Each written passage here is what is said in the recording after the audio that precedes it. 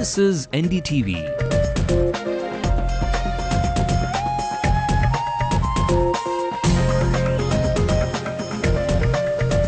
And you're watching NDTV Hindu.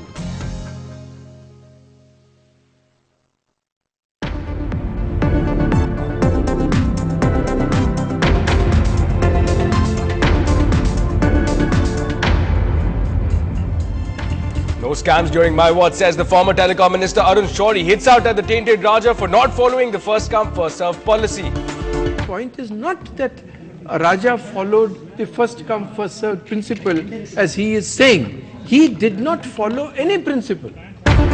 In the Justice versus Judiciary spat, Justice Raghupati reiterates his position, claims to have followed judicial conduct. Do you think I am scared or confused? Never been. Pudal prison, Chennai's Alcatraz is embarrassed again. First ganja, then murders, and now prisoner escape. High security gone for a toss. NDTV Hindu comes to the rescue of a supposedly overqualified graduate. In an impact development, graduate gets an appointment letter. Your canine friends are in for a treat. Get your furry darlings the best with the finest dermatologists in the city. And catch the stars over a cuppa of a cuppa during the season of Margari this winter. Tune into the musical delights.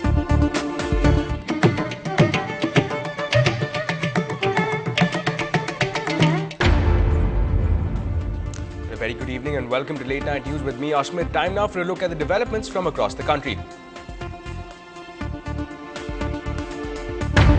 Sources tell NDTV the Congress is likely to ask the government to probe the RSS terror links in a resolution in the plenary session.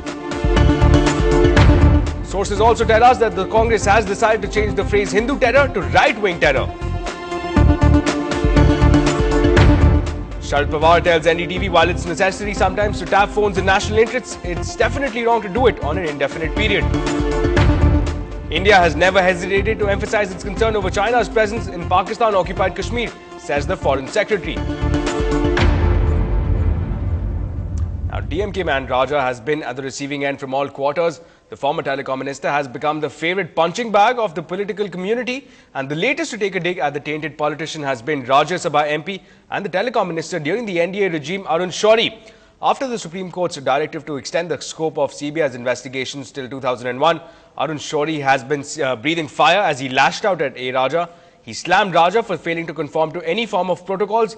Arun Shourie launched into a full frontal assault and charged Raja with using political muscle to sideline many contenders in the fray for securing licenses. Meanwhile, in this fiery outburst against Raja, he also fended off any and all allegations of corruptions in the telecom ministry during his tenure. The point is not that Raja followed the first come first served principle as he is saying. He did not follow any principle. I was very proud of the fact, that a sector which had got a bad name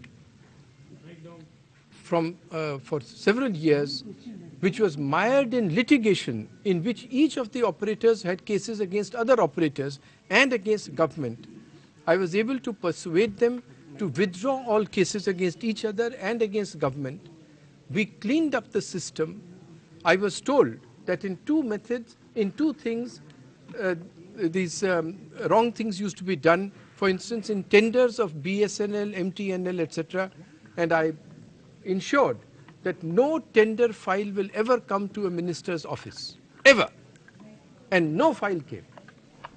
Now, meanwhile, in the other Raja saga, even after the former CJI Balakrishnin's smart wordplay in declaring that Raja's name was not on Justice Gokhale's report, Justice Raghupati has yet again reiterated that he did mention A. Raja in his letter to the then Chief Justice of Madras High Court, Justice Gokhale. He confirmed that Raja had attempted to influence him on the phone.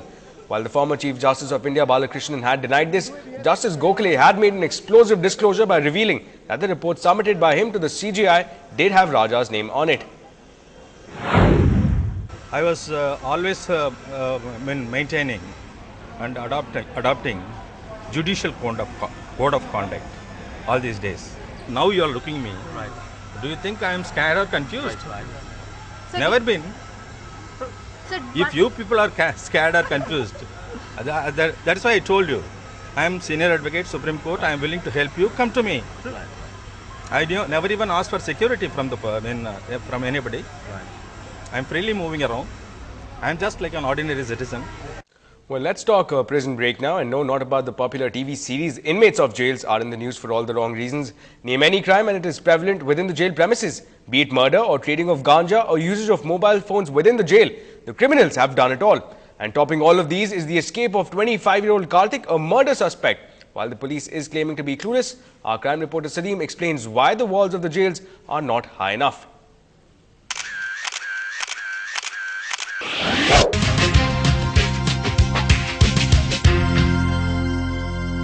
Pural, from where Karthik escaped, has 3 buildings in the 200-acre facility. The first is for remand prisoners, the second is for convicts, and the third building for women prisoners. Nearly 3,000 prisoners can easily be locked up here safely. Karthik, accused of murdering a couple and fleeing with their jewels, was under trial here. How did he make the great escape? From the facts and circumstances of the case, which I verified, and that I feel it is definitely the negligence of the prison staff. They owe a responsibility to the society. You can't allow people to escape. In the wake of the escape, Raja, the officer in charge, has been suspended, and the top brass has also ordered an inquiry against 3 prison officials. Authorities say the hunt is on. No, that is being handled by the police department. We are giving complaint to the police department, and police department actually is on the lookout for rearresting the prisoner. We just some support systems we are doing. This may be the first time that a prisoner escaped from Pural, but the walls have not been free of illegal activities. Look at the past history. On 2nd August 2008, Grade 2 warder Solomon was arrested by the Directorate of Vigilance and Anti-Corruption on charges of taking bribe in exchange for providing some facilities to a Sri Lankan national involved in a fake passport case. On 10th June 2009, notorious criminal Welding Kumar was attacked and killed by fellow inmates. In the wake of the murder, the Tamil Nadu government shunted out R. Nadaraj as DGP Prisons and posted him as Director Fire and Rescue Services. On the 26th of September this year, 53-year-old Kupan, who was serving a life sentence for murdering his wife, committed suicide by hanging. When Pural became operational in 2006, it was touted as a maximum security prison. But the easy escape has set alarm bells ringing. Sources say that the electrical fence surrounding the prison was not operational when the prisoner escaped, pointing a finger to inside help. In Chennai, Salim for NDTV Hindu. And NDTV Hindu makes an impact and gets the Deputy Chief Minister of Tamil Nadu come to the aid of a supposedly overqualified graduate. Find out how in just a short while.